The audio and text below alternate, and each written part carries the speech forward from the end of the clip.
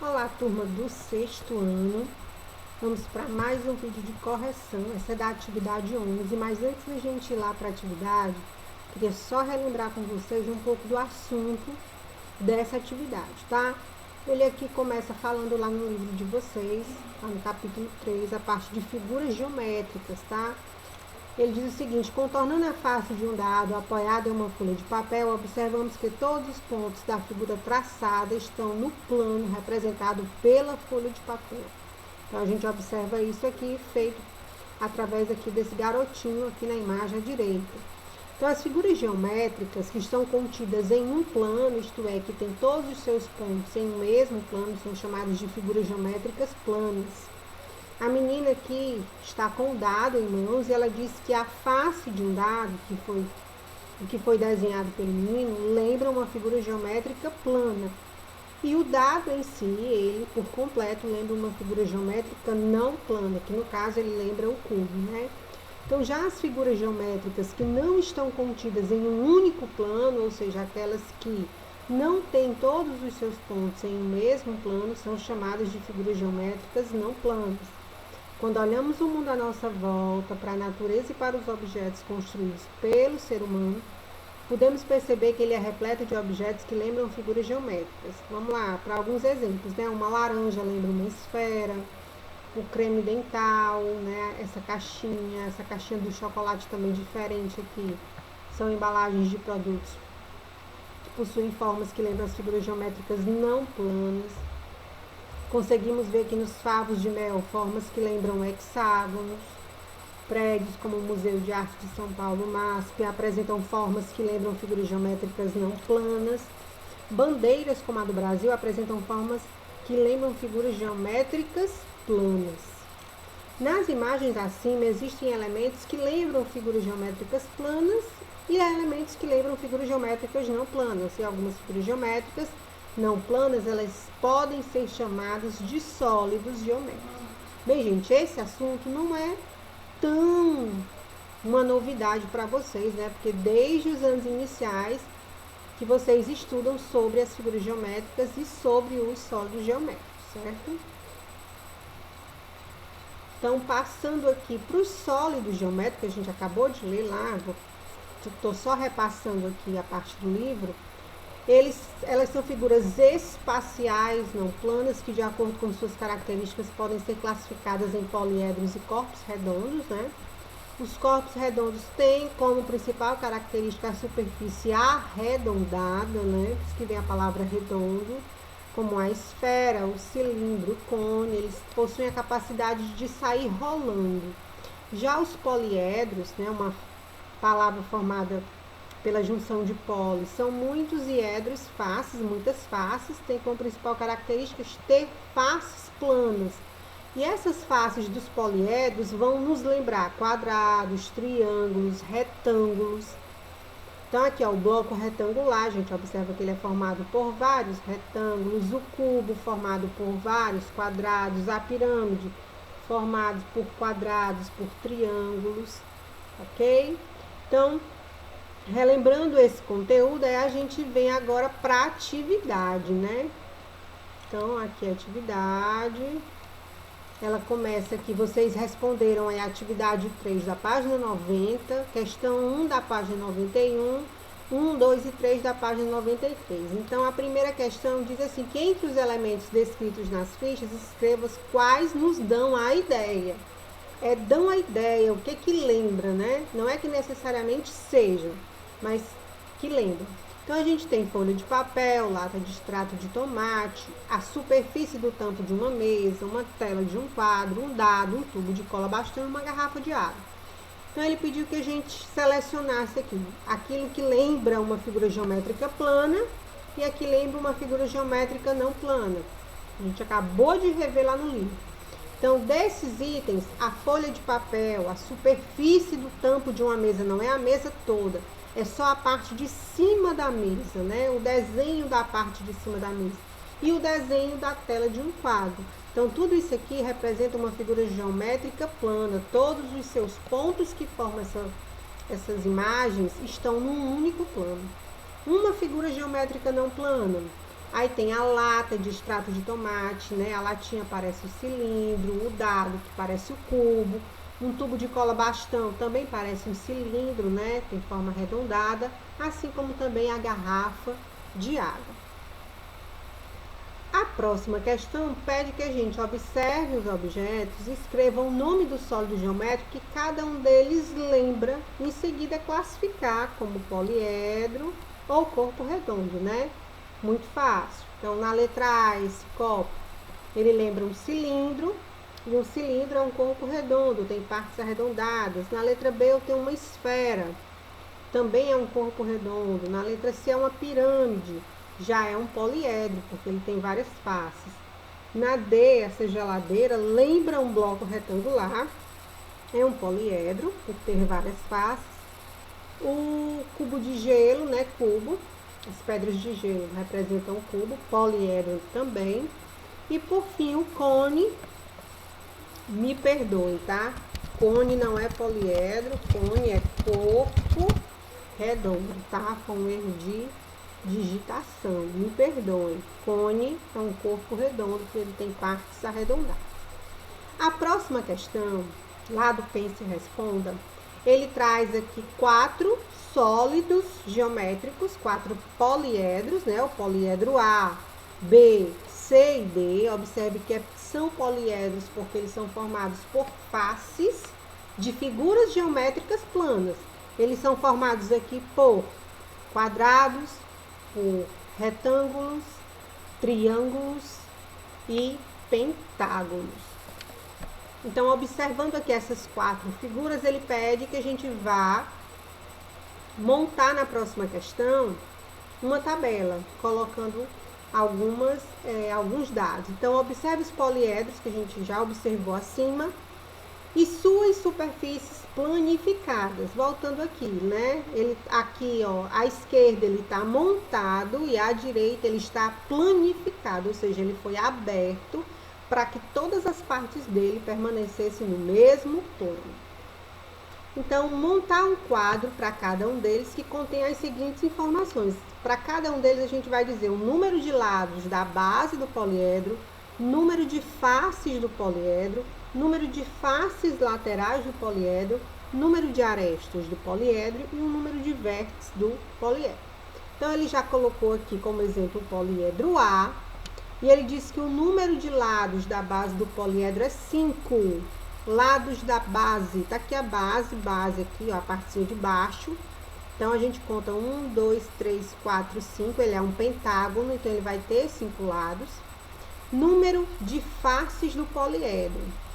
Faces ele vai ter a de baixo, ó, um pentágono, 2 pentágonos, tá? E as faces laterais aqui são 5, então 5 faces laterais e 2 bases, a gente vai ter 7 faces, tá aqui o 7. Número de faces laterais, 5, a gente acabou de ver, a gente despreza aqui as 2 bases. Número de arestas do poliedro, lembrando o que é aresta? Essa linhazinha que une os lados, tá? Então, se eu tenho 5 lados, 5 faces laterais, eu tenho aqui 5 arestas, uma base com 5 lados aqui, né? 5 segmentos de reta, vai dar mais 5, vai dar 10, com a base de cima também mais 5, 15. E o número de vértices do poliedro, nesse caso, vai ter 10. Por quê? O que são os vértices? O pontinho, o encontro dessas retinhas aqui, ok? O encontro sempre aqui desses três segmentos de reta, tá?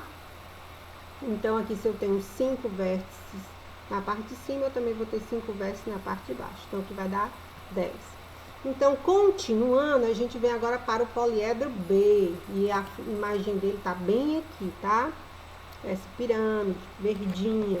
Então, o número de lados da base dessa pirâmide. A base é um quadrado, então ela vai ter 4 lados. O número de faces do poliedro. Essas faces sempre vão ser compostas pela base mais as laterais. Então, uma base, 4 faces laterais, vai dar 5. Número de faces laterais do poliedro, aqui é só faces laterais, você despreza a base, então eu tenho 4. Número de arestas, lembrando que são essas linhazinhas que formam, né, que unem as faces.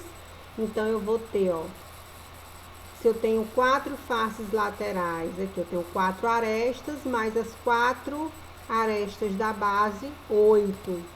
E o número de vértices do poliedro são os encontros, tá? Então, aqui eu vou ter 4 na base, mais um aqui no ápice da pirâmide. Então, eu vou ter 5 vértices. No poliedro C, que eu posso chamar ele aqui de um prisma de base quadrangular, certo? Número de lados da base. Bom, se a base dele já é um quadrado, ele tem 4 lados na base. Ele tem 2 bases, mas eu só vou contar uma única base aqui, tá? Ele só quer saber o número de lados da base. Então, são 4 lados. Número de faces. Aí, nas faces, lembrando, faces a gente conta bases e laterais. Então, se eu tenho 4 laterais e 2 bases, eu tenho 6 faces. Agora, aqui ele só quer faces laterais, 4. Número de arestas, que são as linhas, tá? Então, ele tem 4 linhas formando a base de baixo, mais 4 linhas formando a base de cima e 4 linhas nas laterais, 3 vezes 4, 12. E o número de vértices são os 4 encontros, são os cantinhos do poliedro, né? Então, eu tenho 4 aqui em cima, com 4 embaixo, 8. E o poliedro D, que é uma outra pirâmide, tá? Porque eles têm a pontinha, olha aqui, ó. Olha a diferença desse poliedro C para o poliedro D, né? O C aqui, ele tem 2 bases iguais. Nesse daqui, ele só tem uma base e tem uma pontinha. Então, esses que têm bases iguais, eles são chamados de prisma. E esse que tem uma base e a pontinha aqui, eles são as pirâmides, tá? Então, aqui, nesse daqui, número de lados da base.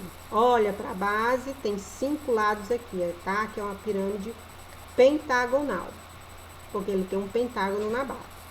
Número de faces do poliedro.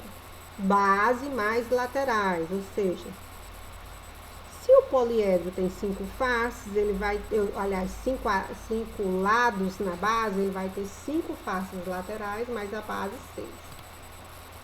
O número de faces laterais, eu acabei de dizer, são 5. Número de arestas do poliedro, que são as linhas, tá? Ó, que formam as faces, que unem as faces, tá? Então, 5 nas laterais, com mais 5 na base, 10. E o número de vértices são os cantinhos, 5 na base e 1 no ápice, 6. Aí, a 2, a próxima e última questão, ele diz assim: relacione para os prismas o número de lados da base com os demais dados do quadro. A gente vai falar sobre isso aqui. Ele quer saber se com esse primeiro resultado aqui do número de lados, ele interfere nos outros. E aí eu vou te mostrar, tá? Então, relacione para os prismas o número de lados da base com os demais dados do quadro. Essa relação se manteve nos 2 prismas, e aí eu te respondo que sim, e eu mostro agora essa relação. Os prismas são os poliedros A e C. E a relação é a seguinte, ó. Se ele quer a relação do número de lados da base, olha aqui. O número, vou botar aqui, ó, o número de faces do poliedro nos prismas. Como é que eu calculo o número de faces desse poliedro sem eu ver esse poliedro? É o número de lados da base mais 2. Para eu saber o número de faces laterais desse prisma, ele é igual ao número de lados da base. O número de arestas de qualquer prisma é 3 vezes o número de lados da base. E para saber o número de vértices de qualquer prisma, ele é o dobro, ou seja, 2 vezes o número de lados da base. Ou seja, se eu tiver como única informação o número de lados da base de um prisma, eu consigo saber todos esses outros valores. Número de faces, faces laterais, arestas e vértices. Então, o número de lados da base de um prisma é uma informação extremamente importante, porque é por meio dela que todas as outras se compõem. Aí, na 3, ele pede que a gente prove a mesma coisa com as pirâmides. Aí, as pirâmides são os poliedros B e D que a gente viu. Então, a relação é a seguinte também. Tudo baseado no número de lados da base. Então, o número de faces. Como é que eu sei quantas faces tem uma pirâmide? Basta ver o número de lados da base e somar com 1. Para ver o número de faces laterais de uma pirâmide, é igual ao número de lados da base. Para saber o número de arestas de qualquer pirâmide, é 2 vezes o número de lados da base. E para eu saber o número de vértices de uma pirâmide, é o número de lados da base mais 1. Ou seja, nas pirâmides, o número de vértices é exatamente igual ao número de faces. Então, saber o número de lados da base, seja de uma pirâmide ou seja de um prisma, é uma informação fundamental para eu saber compor todas as outras informações dos poliedros. Bom, eu espero que vocês tenham gostado da correção. Qualquer dúvida, volta o vídeo, tá? Um abraço e até a próxima.